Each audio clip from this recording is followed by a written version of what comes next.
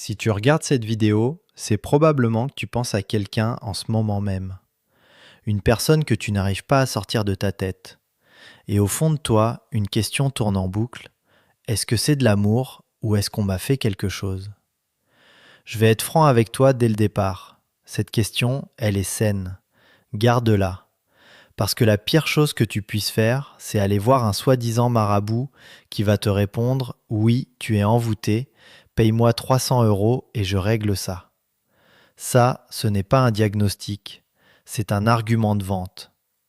Moi, je m'appelle Chokri. Ça fait 20 ans que j'accompagne des gens en désenvoûtement durable. Et l'envoûtement amoureux, c'est un des cas que je vois le plus souvent.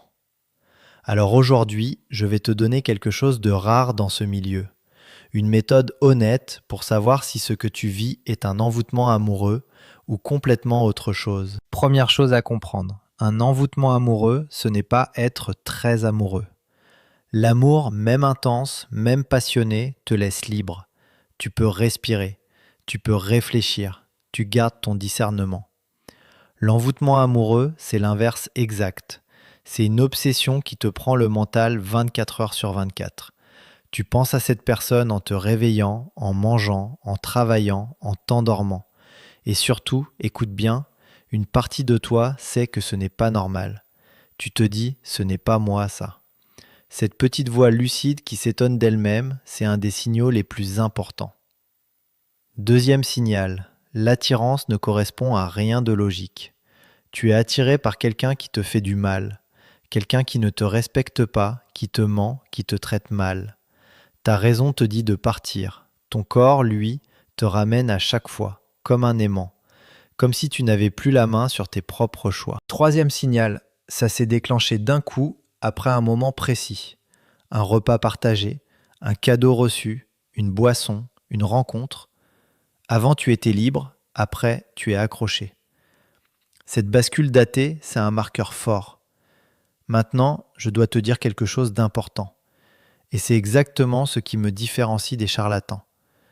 Tout ce que je viens de décrire, l'obsession, l'attirance pour quelqu'un de toxique, la perte de contrôle, ça peut aussi être de la dépendance affective.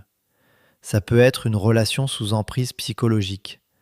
Ça peut être une blessure d'abandon qui se rejoue. Et ça, aucun marabout ne te le dira. Parce que lui, il veut te vendre un désenvoûtement. Moi, je préfère te dire la vérité. Avant de conclure à un envoûtement, il faut écarter ces causes-là.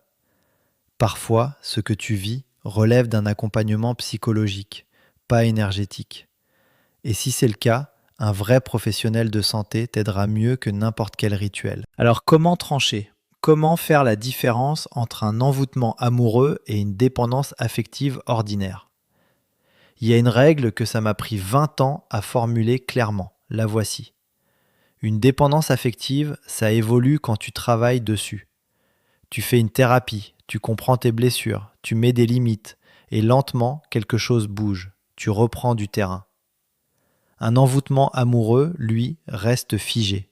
Quoi que tu fasses. Tu peux tout comprendre intellectuellement, savoir que cette personne est mauvaise pour toi, faire tout le travail psychologique du monde et rester collé pareil. L'emprise ne cède pas à la compréhension. C'est ça le marqueur le plus fiable. Et c'est précisément pour t'aider à faire cette distinction que j'ai créé un test. Sur mon site well-therapy.com, tu vas trouver un questionnaire que j'ai construit à partir de ces 20 ans d'accompagnement. Ce test, il va pas te dire tu es envoûté comme une boule de cristal. Méfie-toi de tout ce qui prétend faire ça. Ce qu'il fait, c'est plus intelligent. Il croise tes réponses sur plusieurs critères. L'origine de ton attirance, sa résistance à tes efforts, le ressenti de perte de contrôle, le déclencheur, et il te situe. Il te dit si ce que tu vis penche plutôt vers l'envoûtement ou plutôt vers une cause affective ordinaire. C'est un outil d'orientation honnête. Il te dit où regarder en premier, pas ce que tu dois croire. Et selon ton résultat, 2 cas de figure. Si le signal est faible, tant mieux. Ça veut dire que la piste énergétique n'est probablement pas la bonne et que tu vas pouvoir te concentrer sur le vrai sujet, reprendre ta liberté affective avec les bons outils. Si le signal est fort, et que tu as déjà écarté les causes psychologiques, alors là, oui, il faut regarder l'envoûtement amoureux au sérieux et le traiter. Pas en surface, avec un rituel de bougie acheté en ligne qui tiendra 2 semaines. À la racine.